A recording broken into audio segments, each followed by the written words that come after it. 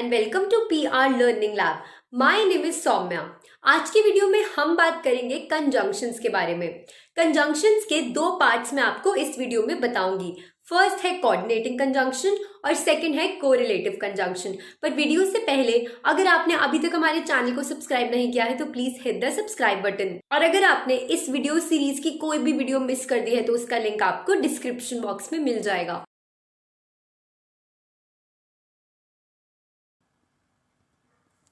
What we will learn: what are conjunctions, explanation and use of coordinating and correlative conjunctions.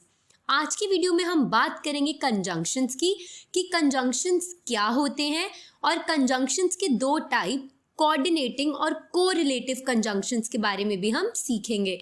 तो आइए अपना video शुरू करते हैं. Conjunctions have an important function because they join other words and phrases together.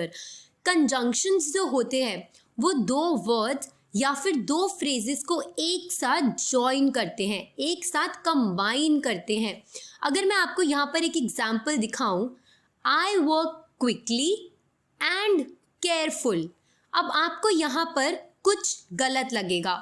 जब हम बोलते हैं quickly तो हम केयरफुल वर्ड का साथ में यूज नहीं कर सकते क्योंकि जिन दोनों वर्ड्स को हमारा कंजंक्शन एंड ने ज्वाइन किया है वो दोनों ही वर्ड्स एक दूसरे से पैरेलल होने चाहिए.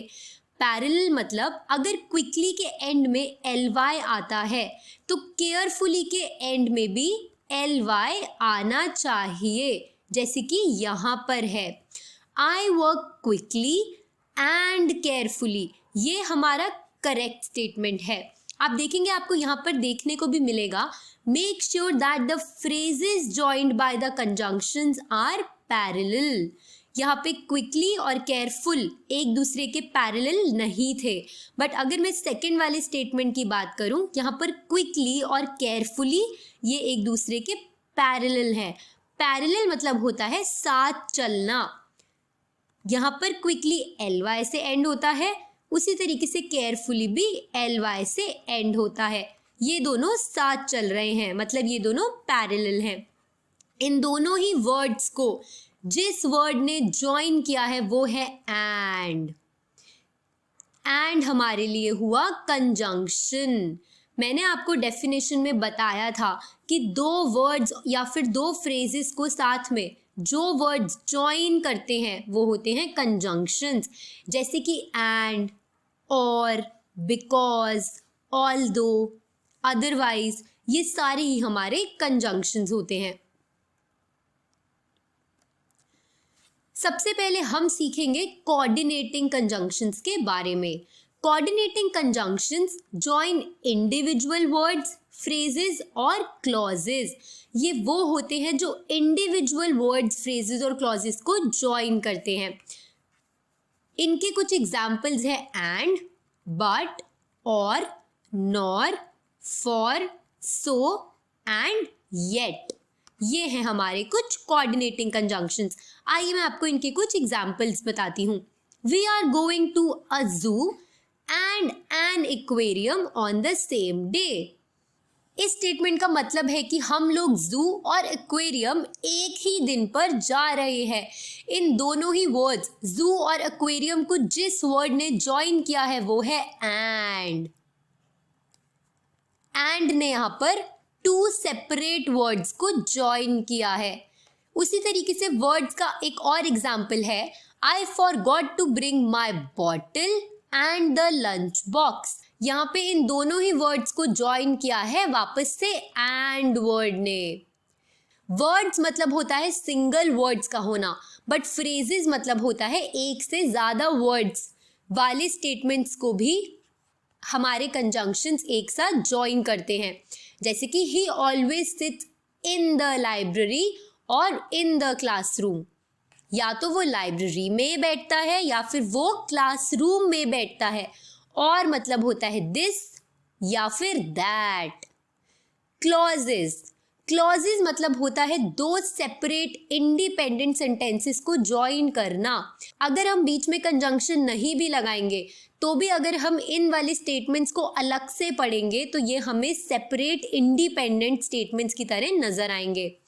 I waited for him but he didn't come. मैंने उसका वेट किया पर वो नहीं आया। अगर मैं सिर्फ इस स्टेटमेंट को पढ़ूं, आई वेटेड फॉर हिम, तो मुझे ये स्टेटमेंट अपने आप में कंप्लीट लगेगी। उसी तरीके से अगर मैं सेकंड स्टेटमेंट को पढ़ूं, ही डिडंट कम, तो ये स्टेटमेंट भी मुझे अपने आप में कंप्लीट लगेगी। इन दोनों ही क्लॉजेस को जिस वर्ड ने आपस में ज्वाइन करवाया है वो है but.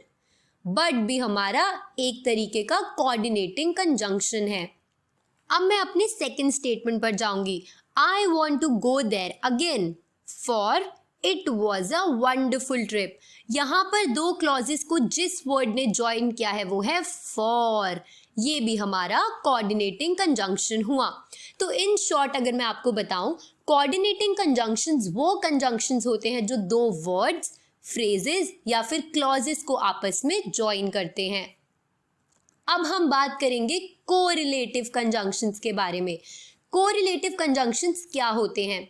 They come in pairs and you have to use both of them in different places in a sentence to make them work।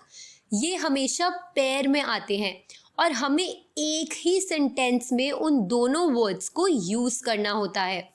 They get their name from the fact that they work together and relate one sentence element to another।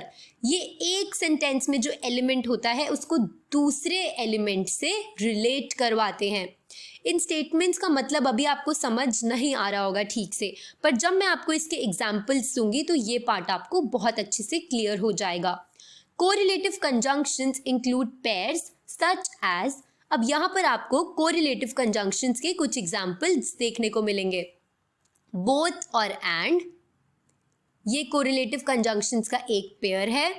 इसके अलावा either और, neither nor, not but, not only but also. तो ये है हमारे कुछ correlative conjunctions. सबसे पहले हम बात करेंगे आइदर और की।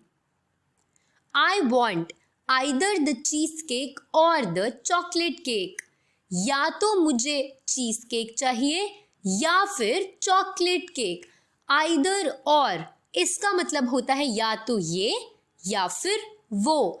आइदर और का यूज हम तब करते हैं जब हम एक कंपैरिजन करते हैं कि या तो मुझे ये वाली चीज दो या फिर मुझे दूसरी चीज दो, या तो मैं ये करूंगी या फिर मैं वो करूंगी। इन सारे ही सिचुएशंस में हम आइदर और का यूज करते हैं, बेसिकली जब भी हमें कोई चॉइस करनी होती है। नेक्स्ट एग्जाम्पल है both and. We'll have both the cheese cake and the chocolate cake. इस कोरिलेटिव कंजंक्शन का यूज हम तब करते हैं जब हमें दोनों ही चीजें चाहिए होती हैं। जब भी हम किसी स्टेटमेंट में बोथ का यूज करते हैं उसका मतलब होता है दोनों ही चीजों के बारे में बात करना। तो यहाँ पर आपको स्टेटमेंट से भी समझ आएगा, वील हैव बोथ, हम दोनों चीजें लेंगे, the cheese cake and the chocolate cake.